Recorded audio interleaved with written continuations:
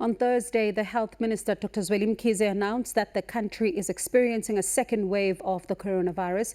There are fears of a second wave amongst health and care staff whose mental health has suffered as a result of the trauma they have witnessed during the pandemic. A report by leading health charity, the King's Fund, says the impact of the COVID-19 pandemic on the workforce has been unprecedented and will be felt for a long time to come. To discuss the story further, I'm joined now by Dr Boitumelo Makaulule, who is from the Eastrand Public Hospital. Good evening, and thank you so much for your time tonight. It's certainly not an easy time, especially as healthcare workers. You are hearing that we are now officially in the second surge, and the wave is really sweeping through across different provinces. What is going through your minds right now as healthcare workers? Good evening. Thank you for this opportunity. So first of all, what's going through my mind at the moment is the trauma that we actually experienced previously. Because with the first surge, we didn't know what to expect. And I work at a public hospital, so we are used to working with what we have. But then it was like never before. So we are just trying to prepare ourselves with what we have as best as we can for this second surge.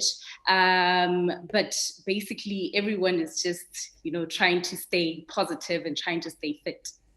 And talking about staying positive and fit, mental health is also a big issue right now, because it was a big issue in the first wave of infections. As healthcare workers, what measures have been put in place to ensure that you are able to cope with the strain, and also what it is doing to you mentally? So the measures that have been put in place, we actually have people that we can speak to at work that help us with debriefing. They are our psychologists, but it's dependent on the individual. So what our head of departments tell us is that you need to make sure that you have someone that you can actually debrief with, because it doesn't have to be someone at work. We are seeing a lot of mental health issues at work, because Corona didn't only affect people physically, but we are seeing a lot of people coming in with self-harm, people that have tried committing suicide because of just the pressures that they've faced.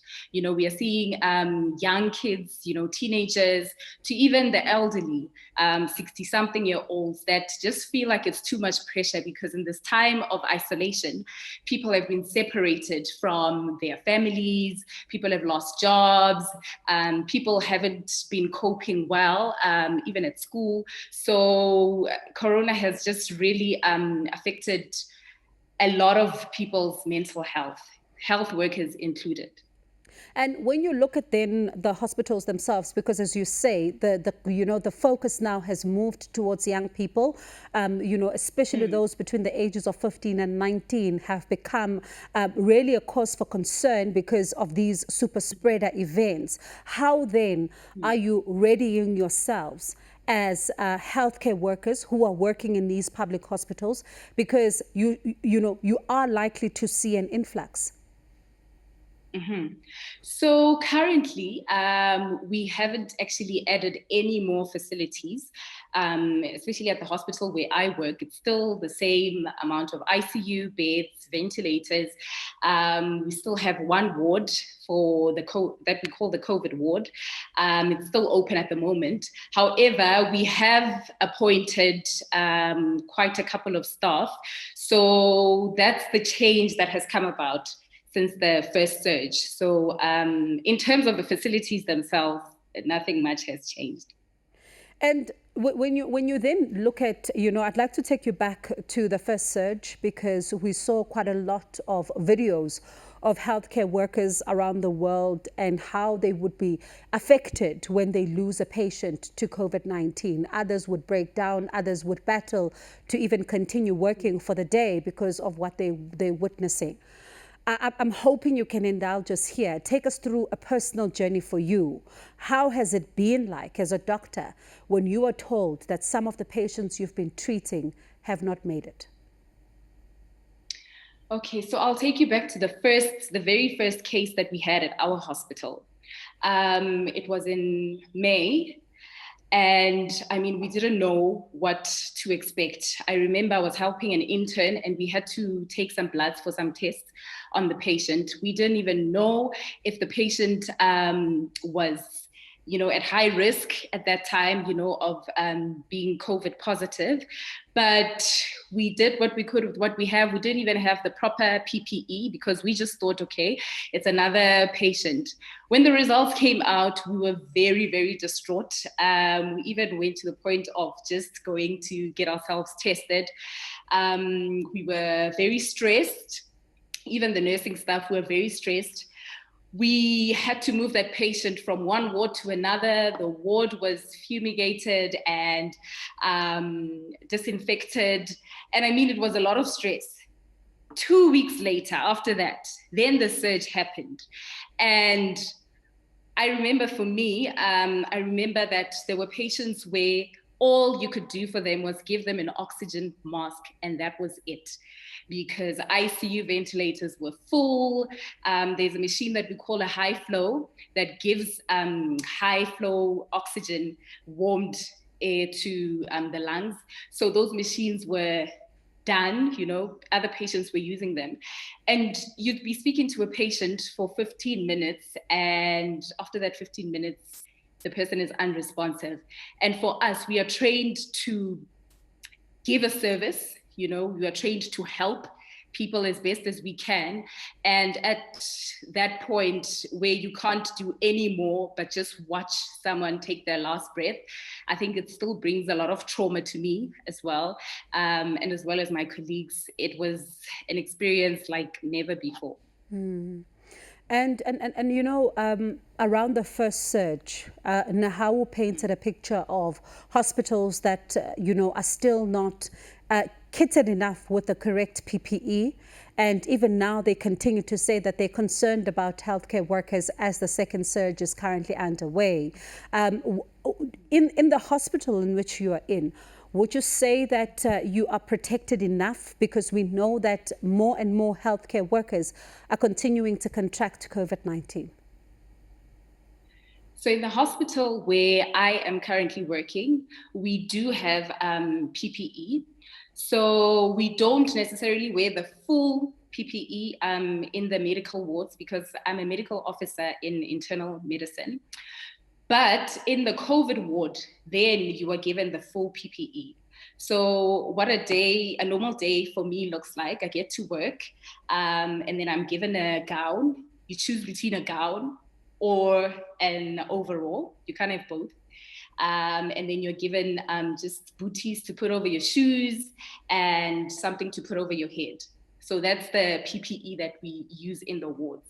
However, we are the people that test patients. So after we've tested them and we find that they are positive, then they get taken to the COVID ward. That's the place where we are given the full PPE. So you are basically being exposed with just the gown and the minimal PPE that you have. So it got to a point where I actually had to get myself my own reusable jumpsuit that I take to work and I don.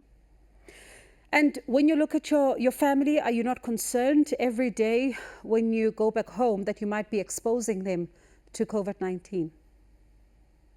Every single day. However, when I get home, I take off my work clothes in the garage. I take a shower. Then only do I come up and I greet my baby and my husband and the rest of the family. We've limited going home to our parents, my husband and I, because of the increased risk. And we just try staying at level 4 in our house. If we don't have to go anywhere where it's crowded, we don't. And we just continue washing our hands. We wear our masks, but life has really changed because I will look at my son and he will want to hug me first thing when I come home, but I cannot. I have to change and shower first. So life has really, really changed. And let's look at the trauma wards because when alcohol sales were unbanned and people started drinking again because alcohol was really a big headache here, as bed space was also fast filling up because of some of the trauma cases that, as doctors, you now have to attend to on top of COVID patients. How is the situation like right now? Would you say that it is starting again to be a headache, or have things eased up somewhat? Okay, so I do not work in the trauma unit. However, I do know that with the first surge, when it was still level 5, the trauma numbers had gone down a lot, where we actually had the surgeons come and help us in our unit, because we are the head of the COVID ward. So the surgeons would actually come and help us because they didn't have, the gunshots and the stabs numbers that were as high as usual. However, now that alcohol has been open, we have seen a lot of a great increase in the trauma cases. But like I said, because I'm in the medical unit, I don't work firsthand with the trauma. And when you look at families, and as you were describing earlier on, to say that some of the patients that you then be, talking to for 15 minutes, you then sometimes have to watch them be unresponsive and taking their last breath. How difficult is it for patients in COVID wards that are not able to see their families, because obviously they're not getting visitations, and people in hospitals sometimes do rely a lot on their family members? What toll is this taking on the patients? It's having a great impact, because somehow seeing your family, having people come visit you, it also aids in your recovery. It brings a sense of hope. So now that we don't have visiting hours, and it's not just for the COVID patients, it's for every single patient in the hospital. They are not allowed to get any visitors. So for the patients, we are seeing that they struggle a lot, and even though the families call and they ask how is so-and-so doing, they can't actually come to the phone and answer for themselves. So it's really taking a toll on our patients, and the sense of hope is being lost, because family interaction is very, very important for a patient that is trying to heal. Dr. Makaulule, thank you so much for your time, and we certainly do wish you all the best as you continue, to fight from the front lines. And certainly, as the health minister was saying, really, homage really needs to be paid to a lot of, healthcare workers like yourselves who have really taken this fight on, and certainly all the best. Thank you so much for your time tonight. We certainly do appreciate it. That is Dr. Boitumelo Makaulule, who is from the Eastrand Public Hospital.